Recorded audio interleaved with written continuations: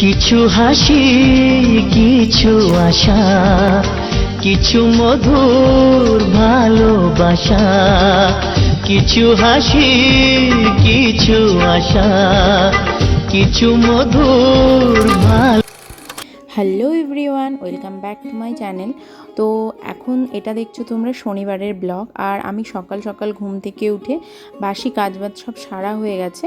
আর এখন আমি বিছানাটা তুলে দিচ্ছি। আর দেখছো বাইরে এত পরিমাণ রোদ উঠেছে না, রোদের ছটা আমার জানলা দিয়ে ঘরে এসে ঢুকছে। আর মেয়ে ঘরে কার্টুন দেখছে, তো ওর সাথে কথা বলছি আর বিছানাটা গুছিয়ে গুছিয়ে নিচ্ছি। আর এখনও অতটাও গরম পড়েনি, যে মানে লেপগুলো তুলে দিয়েছি, বাট ক্যাঁথাগুলো সবই থেকে গেছে, মানে যেগুলো পাতলা পাতলা ঢাকা। তো যেহেতু তিনজনের তিনটে ঢাকা, আলাদা আলাদা নেই।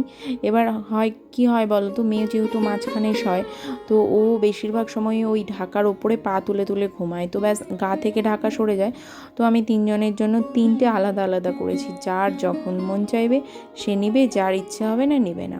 তো কোনো ঝঞ্ঝাট নেই। আর বিছানায় দেখো পুতুল, তারপরে একটা মানে ছোট্ট একটা কুকুর আছে, তো সেগুলোকে নিয়ে ঘুমায়। তো সেগুলো এখন এক এক করে সব নিচে নামিয়ে তারপরে সুন্দর করে বিছানাটা গুছিয়ে নেব। আর টলখাবারের ঝামেলা ঝঞ্ঝাটও মিটিয়ে ফেলেছি সকাল সকাল। মেয়েরও পড়াশোনা বলো, খাওয়া দাওয়া বলো, সবই হয়ে গেছে। আর এখন বিছানার চাদরটা কয়েকদিন আগেই চেঞ্জ করেছি, এখন আর চেঞ্জ করার কোনো দরকার নেই, ওইটাকেই আবার ঝেড়ে ঝুড়ে পেতে দিলাম। আর এবার চৈত্র সেলে আমি কয়েকটা দোকান দেখলাম, কিন্তু সেলের চাদরগুলো না আমার বিশেষ পছন্দ হলো না। তো যাই হোক, এমনি দোকান থেকে আমাকে চাদর কিনতে হবে, আমার বিছানার চাদর নেই। বেশিরভাগ বিছানার চাদরই মানে ইউজ করে করে ছেঁড়া ছেঁড়া হয়ে গেছে। তো এই চাদর কি করব, অগত্যায় এখন দোকানেও সেরকম যাওয়া হচ্ছে না। তো যেদিন যাবো এরপরে নেক্সট দিন, তো এরকমই প্ল্যান আছে যে বিছানার চাদর কিনবো। তো দেখো এই চাদরটা বুঝতে পারবে একটু একটু ছেঁড়া ছেঁড়া হয়ে গেছে, সে অনেক দিন ধরে ব্যবহার করছি। আর বহুদিন হলো বিছানার চাদরও কিনি না আমি। তো যাই হোক, এবার আর চলছে না, তো এবার কিনতেই হবে।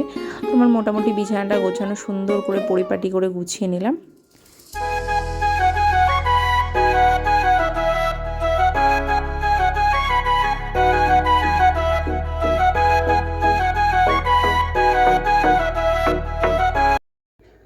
তো দেখো বন্ধুরা, এবার রান্নাঘরে চলে এসেছি। তো বেশিরভাগ রান্না আমার হয়ে গেছে, আর একটা রান্নাই বাকি আছে। তো সেই রান্নাটা সহজও বলতে পারো, আবার একটু ঘুরিয়ে ফিরিয়েও করতে হয়। তো সেই কারণে সব কিছু আগে হাতের কাছে জোগাড় করে নিচ্ছি, তারপরে রান্নাটা মানে শুরু করব।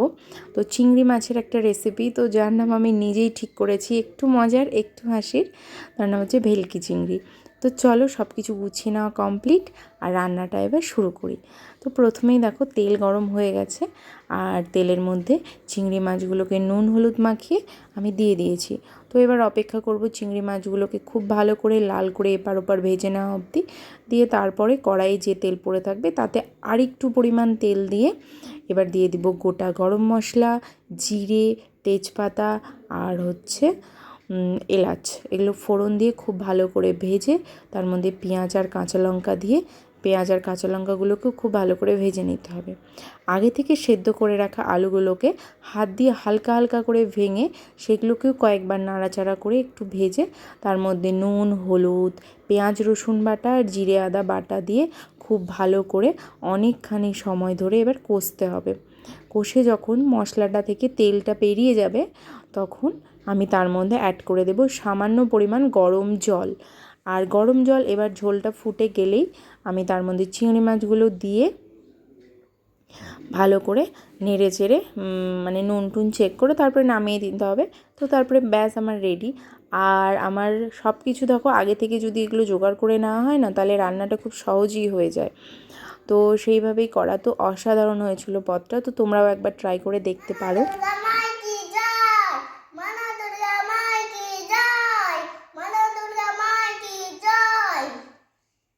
হে guys, welcome back to my channel. তো সকাল থেকে একদমই আসতে পারিনি সামনে। তো এখন বাজে হচ্ছে 12:30। তো রান্নাবান্না সব কমপ্লিট হলো, তোমাদেরকে দেখালামই। আর রান্না হয়েছে বলতে ডিমের ঝোল, বাবু একটু থামো শোনা, ডিমের ঝোল আর সজনে ডাঁটার সর্ষে রসুন দিয়ে, ওই সর্ষে রসুন দিয়ে যেটা হয় কি বলে জানি না অতটা। তো তো যাই হোক, এখন মেয়েকে করাবো স্নান। আর ওর শরীরটা না, বললামই তো তোমাদেরকে, আগের ব্লগে দেখিয়েছি যে ভীষণই জ্বর হয়েছিল। তো এখনও পুরোপুরি সুস্থ হয়নি, তো শরীরটা খুবই খারাপও আছে। আর তাই আজকে একটু গরম জল, মানে রোদে দিলাম, রোদের জল দিয়ে ওকে স্নান করাবো যাতে ঠান্ডাটা না লাগে। আর এখন ও নিজের মতো করে দেখে, ওই দেখো অনেক জিনিস টিনিস নিয়ে এখানে বসে বসে ও খেলা করছে। এখন আমি স্নান টান করিয়ে দিই। আর বাড়িতে তো কেউ নেই, শাশুড়ি মাও গেছে স্কুলে, হাজব্যান্ডও স্কুলে গেছে। তো আবার যখন সবাই পরে ফিরবে খাওয়া দাওয়ার টাইমে, আবার আমিও স্নান টান করে একেবারে খাওয়া দাওয়ার সময় আসছি। তো এখনকার মতো বন্ধুরা টাটা, আবার আসছি পরে। তো দেখো, এবার আমি স্নান টান করে চলে এসেছি। আর কয়েকদিন ধরে হয়েছে কি জানো, শাড়ির প্রতি একটা মানে খুব লোভই বলতে পারো, মানে লোভ, শাড়ি পরতে ভালো লাগছে অ্যাকচুয়ালি। আর সেটা ভালো লাগছে কখন বলো তো, স্নান টান করে। তো কয়েকদিন বলতে সপ্তাহখানেক ধরে রোজই স্নান করে আমি শাড়ি পরছি। আর নাইটিটা পরছি সকালে কাজের টাইমে, যখন এই বাসি কাপড় ছেড়ে নাইটি পরছি সকালে, তারপরে স্নান করে শাড়ি পরছি। তো যাক, ভালোই লাগছে। আর শাড়িগুলো না পরে থেকে না, মানে সুতির ছাপা শাড়িগুলো আলমারিতে অনেকখানি জমে গেছে। তো না পরলে সেগুলো কি হবে বলো, তো সেই জন্য সেগুলো পরে পরে তো সেগুলোও নষ্ট করতে হবে। তো যাই হোক, সেটাই করছি। তো স্নান টান কমপ্লিট। আর এবার আমি করে নেব, যেহেতু শনিবারে শাশুড়ি মায়ের একাদশী ছিল, তো স্নান করে আমি একটু সাবু বানিয়ে দিচ্ছি। আর আমার নিজের খাওয়ার আগে বানিয়ে দিচ্ছি, হাজব্যান্ডকে খাবার দিয়ে দিয়েছি। আর আমি শাশুড়ি মায়ের জন্য একটু সাবু বানিয়ে দিচ্ছি, কারণ উনিও স্কুল থেকে এসছেন, খাওয়া দাওয়া করবেন। তো যাই হোক, দেখো সাবু আমার মোটামুটি হয়ে গেছে। তো তারপরে মেয়েকেও খাইয়ে ঘুম পাড়িয়ে দিয়েছি, এবার আমিও খেয়ে একটু রেস্ট নেব। তো যাই হোক, তারপরে অনেকক্ষণ ব্লগ করা হয়নি। এটা একেবারে রাতের ডিনার। দেখো, আলু সেদ্ধ আর এক টুকরো মাংস মিঠির জেঠু দিয়েছিল, আর একটা ডিমের ঝোল দিনের ছিল, আর চিংড়ি মাছের এই রেসিপিটা, এটাই ছিল। তো এগুলো দিয়েই ভাত খেয়েছিলাম। আর তারপরে চলে এসেছি একদম রাত্রিবেলা। তো রাত্রিবেলা দেখো, অনেকগুলো জামা কাপড় আমি গুছিয়ে গুছিয়ে আলাদা আলাদাভাবে থাক করে করে রেখেছি। তো এগুলো শুধু এবার জায়গার জিনিস জায়গায় ভরে দিলেই আমার মোটামুটি কাজ শেষ। তো চলো সেই কাজগুলো করে নেওয়া যাক।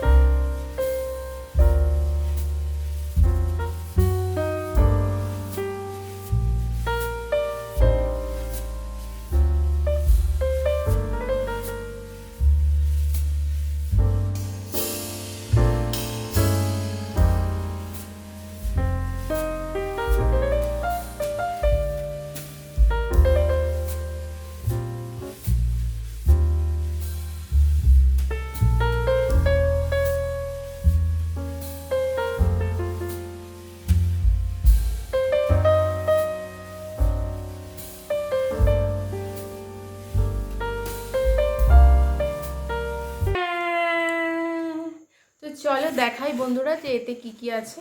আর দেখতেই পেলে আমার খাওয়া দাওয়া, কাজ বাজ, ঘর ক্লিনিং করা, মানে যা যা রাতে যতটুকু করা যায় বা করার দরকার সেইটুকু করা কমপ্লিট। আর এখন শুধু বাকি আছে বলতে মশারিটা টাঙাবো, আর মশারি টাঙিয়ে শুয়ে পড়বো। তো চলো বেশি বকবক না করে জিনিস কি, মানে হাজব্যান্ড কি কি আমাকে গিফট করেছে, তো সেগুলো তোমাদেরকে দেখিয়ে দিই। মিঠি অবাক চোখে দেখছে, মানে মিঠির বাবা আমাকে কি কি দিয়েছে, তো সেগুলো তোমাদেরকে দেখিয়ে দিই। আর একজন খেয়েছে ওষুধ খেয়ে হাতে হাজমলা নিয়ে বসে আছে, ওটাকে চুষছে, তাহলে বমি হবে না। তো ফার্স্টেই দেখাই, মানে এখানে উপহার আছে, মিঠিরও আছে, আমারও আছে। তো কোনো রকম স্পেশাল মানে নববর্ষ উপলক্ষে না, মানে এগুলো দরকার ছিল ওই জন্যই কেনা। তো ফার্স্ট আমারটাই দেখাই। তো এটা দেখে তোমরা আন্দাজ করতে পারছো এতে কি আছে। তো চলো দেখাই খুলে।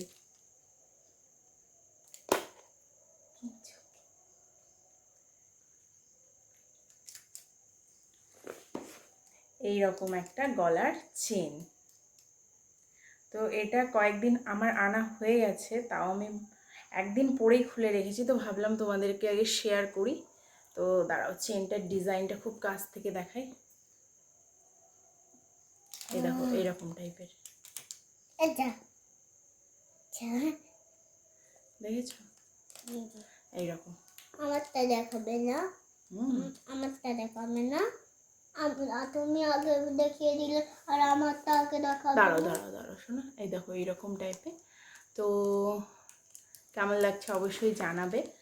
তো এইটা আর আমি পরিনি, মানে একদিন পরেছিলাম বললামই তোমাদেরকে, তারপরে আমার ব্যাগ ভরাই ছিল। তো পরবো এটাকে সবসময়, মানে আগে আমার বিয়ের মানে এখানে শ্বশুরবাড়ি থেকে আমাকে একটা মালা দেওয়া হয়েছিল, আর আর মানে আমার মা বাবারা এই আমার হাজব্যান্ডকে একটা মালা দিয়েছিল। তো দুটো মালাই আমি অদল বদল করে পরতাম। তো পরতে পরতে মালাগুলো না ভীষণই ধরো মানে কি বলবো, হয়ে যায় না, পাতলা টাইপের হয়ে গেছে, মানে কেটে কেটে যাচ্ছে। তো সেই সমস্যাগুলো হচ্ছিল। তো যাই হোক, তো তার জন্য এইরকম একটা নেওয়া। তো আর এটার প্রাইস পড়েছে 97,000 টাকা। তো এইটা গেল। আর তার সাথে আরেকটা ছোট্ট একটা জিনিস কিনেছি, তো সেটা তোমাদেরকে দেখাই। এখন উঠেছে না খুব পলার ওপরে গলার মালা, পলার ওপরে আংটি। তো এটা আমার একটু শখ ছিল বলতে পারো, মালাটারও শখ আছে, বাট এখন হচ্ছে না, সেই জিনিসটা পরে নেব। কিন্তু এই পলার উপরে এরকম আংটি ডিজাইনের এই জিনিসটা আমি নিয়েছি, মানে এটাও হাজব্যান্ড বললো যে নাও। তো এই দেখো পরেই দেখাই, আঙুলে এই আঙুলটাতে পরবো, সেই কারণে নিয়েছি। তো কেমন লাগছে অবশ্যই জানাবে কমেন্টে। তো গেল এটা। আর এই দুটো জিনিস নেওয়া আমার মোটামুটি সপ্তাহ খানেক হয়ে গেল। আর একটা জিনিস যেটা আজকে আমি সন্ধ্যেতেই নিয়ে এলাম, যেটা মানে যেটা তোমরা স্যাটারডে ব্লগ যেটা দেখছো, তো এই মানে আজকে সন্ধ্যেবেলাতেই আমি নিয়ে এলাম। তো সেটা হচ্ছে আমাদের মিঠি রানীর জন্য একটা পায়ের, হ্যাঁ দাঁড়াও, একটা পায়ের নূপুর। তো ওর আগের একজোড়া নূপুর ছিল, মানে ছোটোবেলা তো একদম ছোটোবেলা ছিল, আর তারপরেও মাঝে একটা মানে 1.5-2 বছর আগে একটা করেছিলাম। তো সেইটা পরতে পরতে ওটাও কেটে গেছে, সবসময় পরিয়ে রাখতাম ওটাকে। তো ব্যাস ওগুলোকে দিয়ে আরও ধরো মানে 1200 টাকা লাগলো আমার এটাকে নিতে। তো এই দেখো এইবারকার ডিজাইনগুলো একটু আমি ঝুলঝুল নিয়েছি, আগের বারেরগুলো একদম প্লেন ছিল, আর এবারকারগুলো দেখো একটু ঝুল টাইপের নিয়েছি। আর দুটোই একসাথে দেখাই,